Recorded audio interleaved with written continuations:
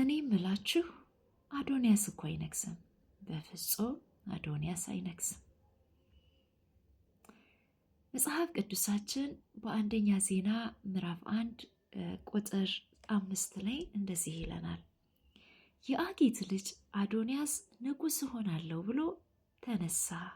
ሰረገሎችን፣ ፈረሶችን፣ በፊቱም የሚሮጡ 50 ሰዎችን አዘጋጀ።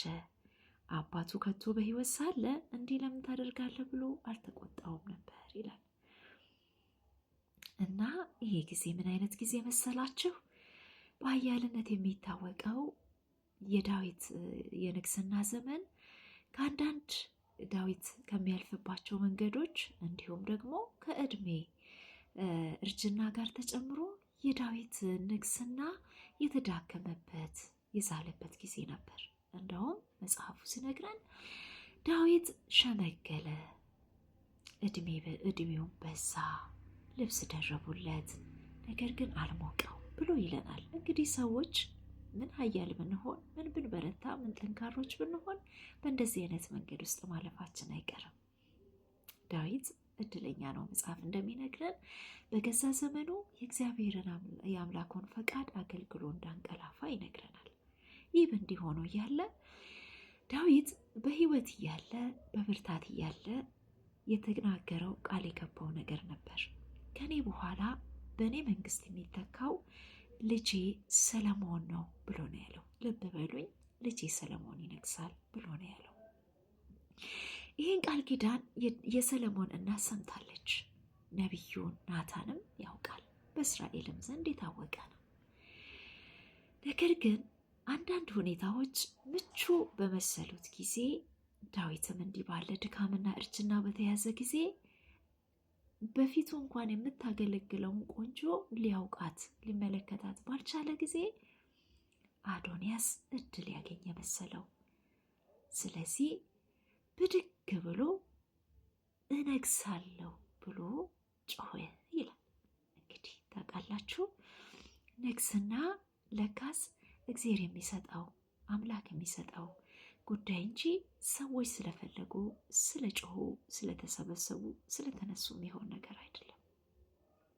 ስኬትም ድልም ከእግዚአብሔር ዘንድ ነው እና የሚቀጥለው ዘመን ላይ እኔ ያለሁ የሚል አዶንያስ፣ የአጊት ልጅ አዶንያስ ቃል ያልተገባለት ሰለሞን የተናገረው ነገር የማይመለከተው ሰው ተነሳ። አስፈላጊ የሆኑ አንዳንድ ጉዳዮችን አደረገ። በሱ ጥበብ፣ በሱ ጉልበት፣ በሱ ብርታት የሚሆነውን ሁሉ አደረገ። ምን ማለት መሰላችሁ? ትነግሳለህ ተብሎ ቃል ከተሰጠው ከሰለሞን ቀደመ ማለት ነው። ግን የሰው መንገድ ለካስ እግዚአብሔር ሲያስቀድም ነው የሚቀደመው። እግዚአብሔር ካላስቀደማችሁ፣ ስለተነሳችሁ፣ ስለፈጠናችሁ፣ ስለሮጣችሁ አትደርሱ። ከእግዚአብሔር ጋር ሆኖ የተቀመጡ ሰዎች ብቻቸውን ከሮጡ ከብዙዎች ፊት ይቀድማሉ። እግዚአብሔር የዘገየ ሲመስል በጊዜው ነው የሚነሳው የሚደርሰው። አያረፍድም፣ አይሳሳትም፣ አይቀደምም። በሰልፉ ሜዳ ሽንፈት አያውቅም። ተናግሮ ቃሉን በፍጹም አያጥፍም። ምን እያልኳችሁ መሰላችሁ? በእናንተ ሕይወት በእናንተ ቤት ላይ የቀደመ ነገር አለ? እግዚአብሔር ካላችሁ ነገር ቀድሞ የጮኸ ነገር አለ? እግዚአብሔር ይሆናል ካላችሁ ነገር ቀድሞ በሌላ ድምፅ የጮኸ ጩኸት አለ?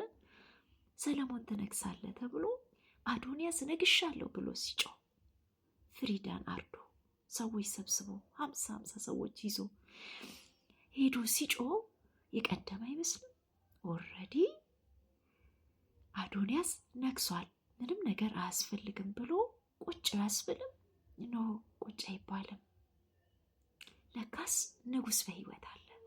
የንጉሥ ቃል ደግሞ ምን ቢያረጅ ምን ቢደክም አዋጅ መሻር ይችላል።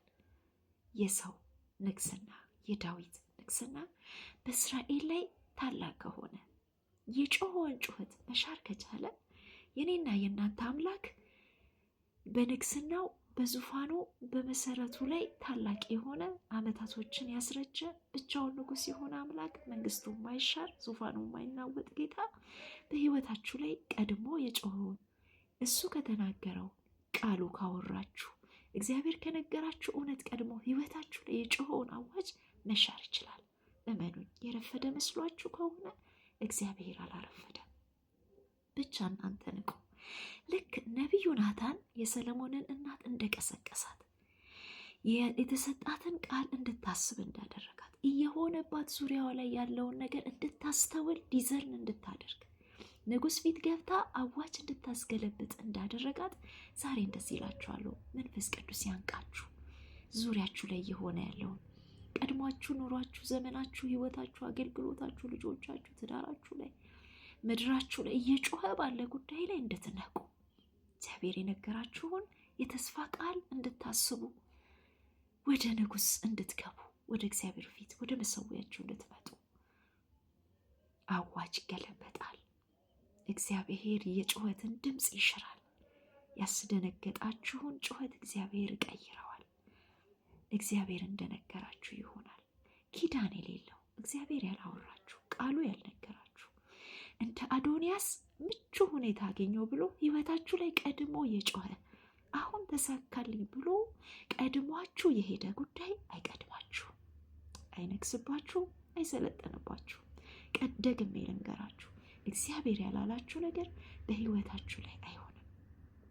ብቻ እናንተ ነቁ፣ ወደ ንጉሥ ግቡ፣ የሰማይ አምላክን ፊት ፈልጉ፣ ወደ መሰዊያችሁ ተመለሱ። እግዚአብሔር ሆይ በሉት። የሰለሞን እናት ንጉሥ ሆይ ብላ እንደጮኸች እናንተም ወደ ንጉሳችሁ ወደ እግዚአብሔር ፊት ግቡ። ወደ ሰማይ ወደ ምድር ጌታ በሰማያት ወዳለፈ ታላቅ ሊቀ ካህን አለን። ወደ ጸጋው ዙፋን እንቅረብ፣ እንጩህ። እንደዚህ እኮ አላልከኝም? በውኑ ሰለሞን ይነግሳል አላልክምን? አለች።